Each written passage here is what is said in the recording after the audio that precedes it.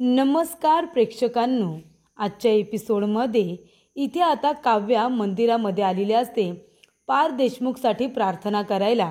ती म्हणते की देवी आई, पार देशमुख कोमामध्ये आहेत, ते लवकरात लवकर बरे झाले पाहिजे। ह्या मंदिराची मान्यता आहे की जर आपली एखादी इच्छा पूर्ण करून घ्यायची असेल तर मंदिरामध्ये 100 दिवे लावायचे। देवी आई आपली इच्छा पूर्ण करते।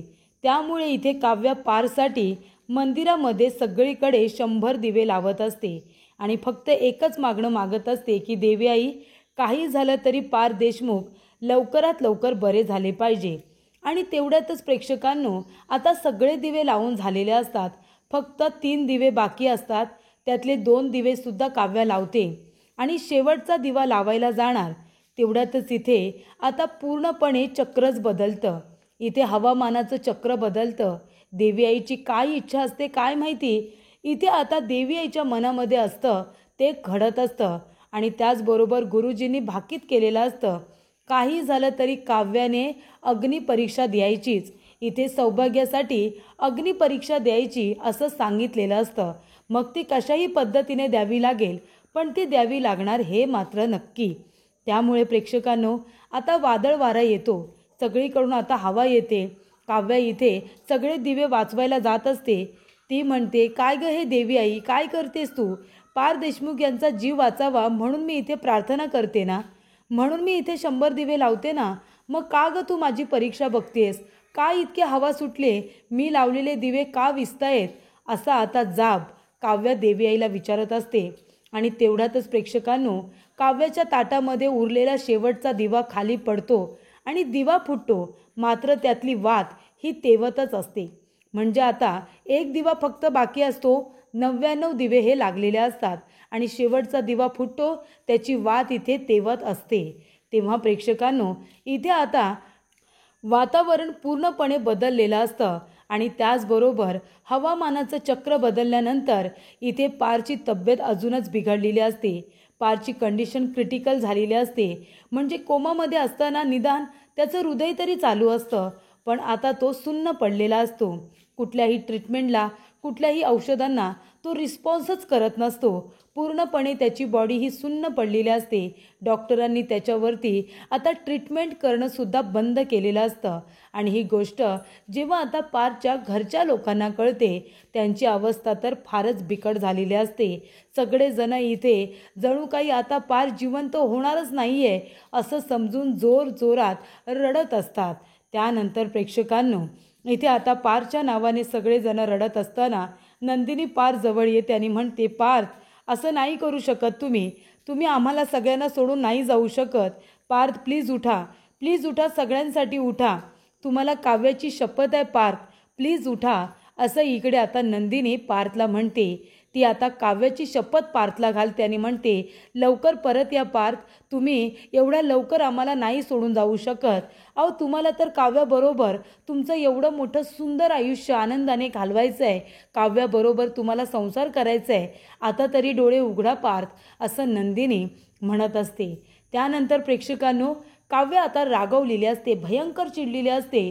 99 दिवे लागलेले असतात आणि शेवटचा दिवा लागायच्या आधीच तो फुटतो, पण त्याची वात मात्र तेवत असते। तेव्हा तिला आठवतं, गुरुजी तिला म्हणालेले असतात की संकट फक्त तुझ्या एकटीवरती नाही तर दोघांवरती सुद्धा येईल, पार्थला सुद्धा हे संकट भोगावं लागेल आणि मग तुला तुझ्या सौभाग्याची अग्निपरीक्षा द्यावी लागेल।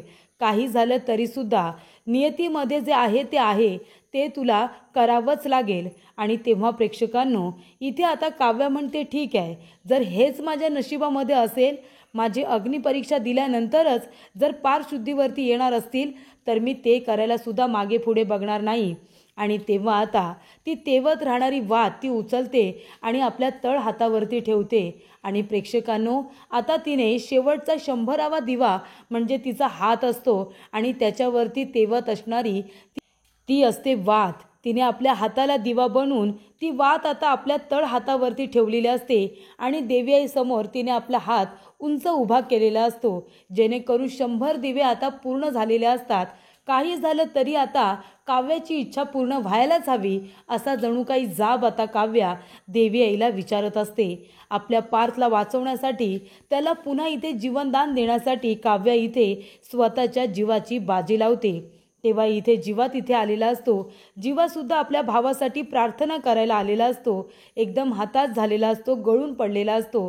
तेवढ्यातच तिथे जीवा येतो आणि बघतो तर काय, तिथे काव्या आपल्या तळ हातावरती इथे आता वाद घेऊन उभी असते. जळकी वाद घेऊन ती पार्थसाठी प्रार्थना करत असते. तेव्हा इथे जीवा म्हणतो की इथे काव्या काय करते, काव्या हॉस्पिटलमध्ये का नाही आली. तेवढ्यातच प्रेक्षकांनो, जीवाला तर आश्चर्य वाटतं की काव्यासारखी इतकी नाजूक मुलगी एवढं कठीण व्रत करते.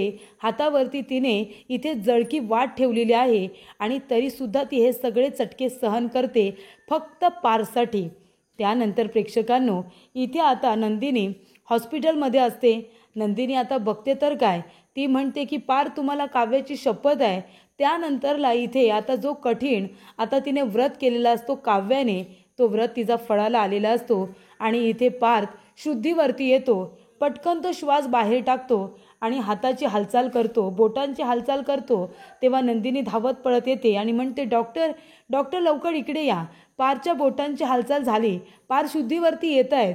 तेव्हा डॉक्टर लगेचच पार्थला चेक करायला जातात. त्यानंतरला इथे आता घरातले सगळे लोक खुश होतात, आनंदी होतात की त्यांचा लाडका पार्थ आता पुन्हा एकदा शुद्धीवरती आलेला आहे. तेव्हा डॉक्टर येतात, त्याला ऑक्सिजन वगैरे पुन्हा सुरू करतात आणि त्यानंतर प्रेक्षकांनो, इथे आता डॉक्टरांनी सांगितलेलं असतं की तुमचा पेशंट आता मरणाच्या दारातून बाहेर आलाय, आता त्याला काही होऊ शकत नाही. पार्थ शुद्धीवरती आलेत. तुम्हाला माहिती आहे का, हे चमत्कारच झाले. मला असं वाटलं की तुमचा पार्थ आता जिवंत नाही आहे, तो मरणाच्या दारातून परत आलाय. असं म्हणायचं कारण म्हणजे जणू काही त्यांना कुणीतरी खेचून मरणाच्या दारातून परत आणले असं आम्हाला वाटतंय. हे चमत्कार आहे, असं कधीही घडलेलं नाही आहे. जवळजवळ माणूस गेलेला परत येतो म्हणजे हे कुणीतरी चमत्कारच केले. अजून एक गोष्ट मला तुम्हाला सांगायची आहे, म्हणजे पार्थ जेव्हा बेशुद्ध होण्याच्या आधी त्यांनी एका मुलीचं नाव घेतलं काव्या आणि शुद्धीवरती आल्यानंतर सुद्धा त्यांनी तेच नाव घेतलं काव्या. या काव्या आहेत तरी कोण.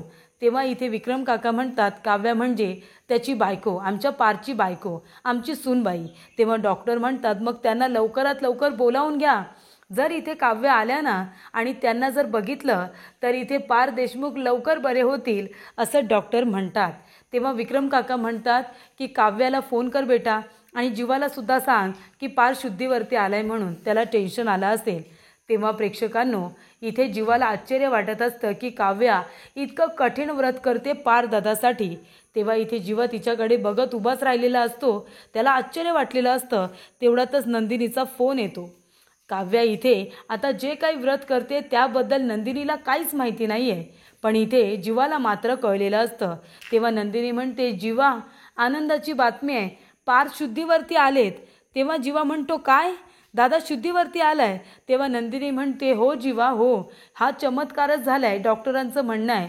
तेव्हा इथे मरणाच्या दारातून कुणीतरी खेचून पार्थला घेऊन आले असं त्यांचं म्हणणं आहे. तेव्हा जीवा म्हणतो, हो तसंच काहीसं झालंय, कुणीतरी मरणाच्या दारातूनच दादाला खेचून आणले आणि त्याच व्यक्तीने हा चमत्कार केलाय.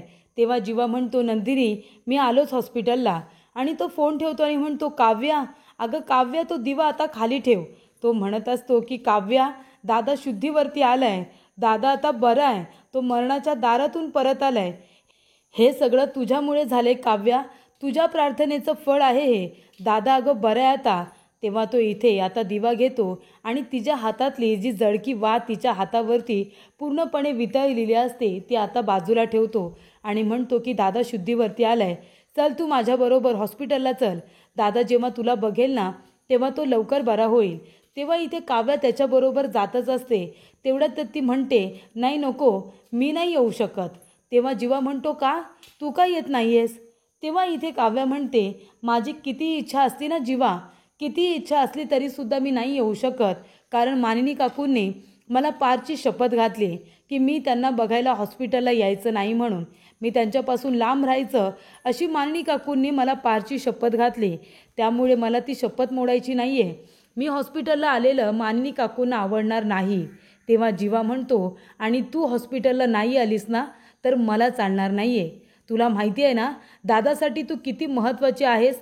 दादा फक्त तुझं नाव घेतोय काव्या, त्यामुळे तुला आता हॉस्पिटलला यावंच लागेल.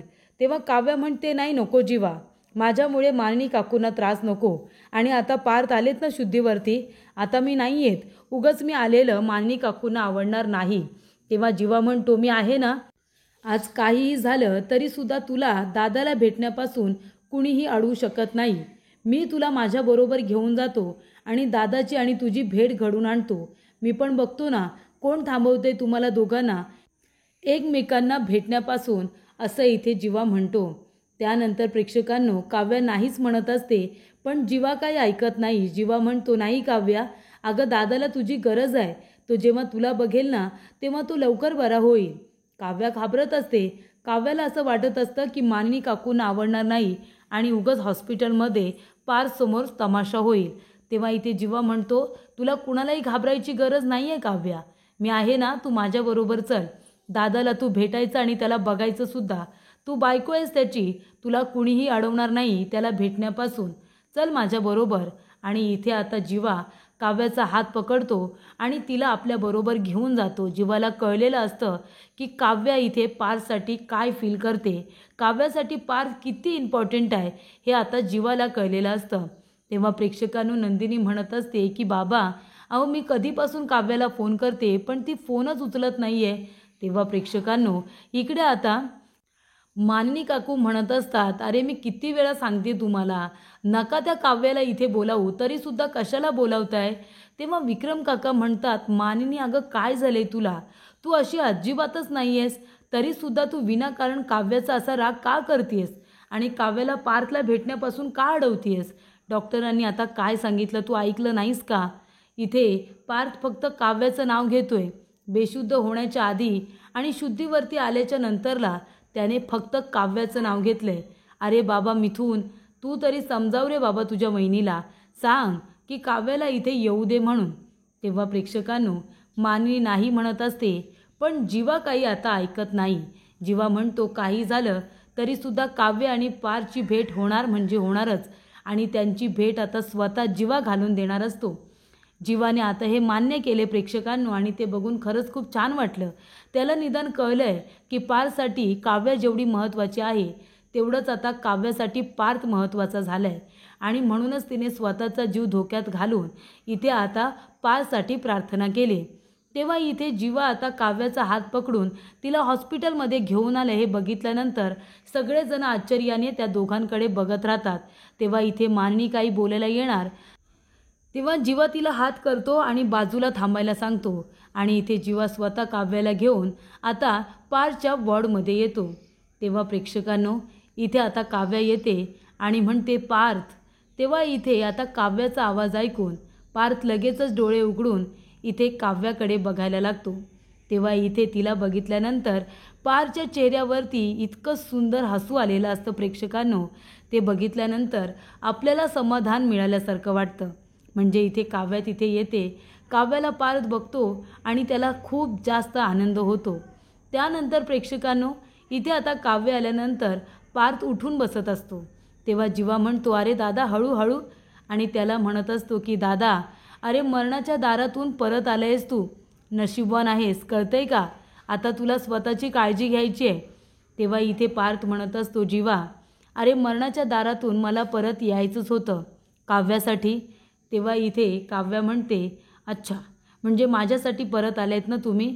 हो मग तुम्हाला यायचंच होतं.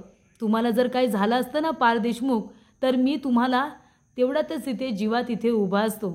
तेव्हा इथे काव्य आता गप्प बसते. तेव्हा जीवा म्हणतो की तुम्ही दोघेजणं बोला, मी बाहेर आहे. आणि जीवा आता बाहेर निघून जातो. त्यानंतर प्रेक्षकांनो इथे आता पार्थ म्हणत असतो की काय म्हणालात तुम्ही. तेव्हा काव्य म्हणते, काही नाही, तुम्हाला परत यायचंच होतं. जर तुम्ही नसता आलात ना तर मी भांडले असते तुमच्याबरोबर. आणि ती रडत असताना तिचा हात आता वरती येतो आणि पार्थची नजर तिच्या हातावरती पडते. तेव्हा पार्थ म्हणत असतो, काव्या हे काय झालं तुमच्या हाताला, हे काय लागले बघू दे बरं. तेव्हा काव्या म्हणत असते, नाही पार्थ, एवढं काही लागलेलं नाही आहे मला. तेवढ्यातच प्रेक्षकांनो इथे आता जीवा बाहेर आलेला असतो. जीवा म्हणतो की दादा बरं आहे आता. काव्याला बघितल्यानंतर दादाच्या चेहऱ्यावरती असं स्माईल आलं ना, त्याला हसताना बघून मला खूप जास्त बरं वाटलं. तेव्हा इथे सगळेजण सिरियस असतात. जीवा म्हणतो काय झालं, आता तर दादा बरं आहे ना, शुद्धीवरती आलाय, मग तुम्ही सगळेजण इतके सिरियस का? तेव्हा इथे मानी म्हणत असते, जीवा तू त्या काव्याला आणायला गेला होतास, का तिला घेऊन आलास तू इथे? मी सांगितलं होतं ना काव्याने इथे यायचं नाही म्हणून. तेव्हा जीवा म्हणतो, आई हेच मला तुला विचारायचं आहे, काय झालं, तू काव्याला इथे येण्यापासून का अडवलं होतंस? दादाची शपथ दिली होतीस तिला. तरीच मी मगापासून म्हणतोय की दादा इतका क्रिटिकल कंडिशनमध्ये आहे, दादा हॉस्पिटलमध्ये आहे, ICUमध्ये आहे, आपण सगळेजण इथे आहोत, फक्त काव्यच इथे का नाही आहे? मला हा प्रश्न पडला होता. पण तिला इथे यायचं होतं, तिची खूप इच्छा होती, पण तूच तिला इथे येण्यापासून अडवलं होतंस. काय असं का वागलीस तू? तेव्हा मानिनी म्हणते, अरे तुम्हाला सगळ्यांना मीच चुकीची दिसते का? आणि सगळेजण तुम्हाला बरोबरच वाटतात, म्हणजे इथे न सांगता घर सोडून जातात, न सांगता घड्याळ आणायला त्या आगीमध्ये जातात, न सांगता बऱ्याच गोष्टी करतात आणि त्या तुम्हाला माहितीसुद्धा नाही आहेत. तरीसुद्धा तुम्हाला मी चुकीची वाटते आणि बाकीचे सगळे बरोबर. तुम्हाला काय माहिती काय? तेव्हा जीवा म्हणतो, नाही माहिती आहे ना, मग सांग ना, तुला जे काही वाटतंय ते सांग, आम्हालासुद्धा कळू दे. तेव्हा प्रेक्षकांनो इथे आता मानिनी गप्पच बसते. तेव्हा जीवा म्हणतो, आई हे हॉस्पिटल आहे, प्लीज इथे शांतता ठेवा. पण नक्की तुझ्या मनामध्ये चाललंय काय? तू काव्याला का दादाला भेटण्यापासून अडवलं होतंस? तू कसला विचार करतेस? अशी तू नाही आहेस आई. उगाच काव्याबद्दल गैरसमज करून तिच्याबरोबर अशी वाईट वागू नकोस. तेव्हा नंदिनी म्हणते, आई जे काही असेल तुमच्या मनामध्ये ते बोला ना. काव्याबद्दल तुम्ही अशा का वागताय? तिच्याबद्दलचं तुमचं मत का बदललं आहे हे आम्हाला पण कळू द्या. तेव्हा विक्रम काका म्हणतात, अरे जीवा ही का अशी वागते खरंच काही कळत नाही आहे. हिनेच शपथ घातली होती बिचाऱ्या काव्याला. तिला इथे जीवा काव्याला पारच्या प्रेमासाठी त्याच्या जीवासाठी यायचं होतं रे, पण हिने येऊच दिलं नाही. का अशी वागायला लागले ना काही कळत नाही आहे. तेव्हा मानिनी म्हणत असते, अरे तुम्हाला सगळ्यांना काय वाटतं, मी मुद्दामून अशी वागते का, ठरवून वागते का? अरे मी तर इथे माझ्या सुनांवरती भरभरून माया करणारी सासू आहे, पण जर सुनाच अशा वाईट वागत असतील तर मी तरी काय करणार?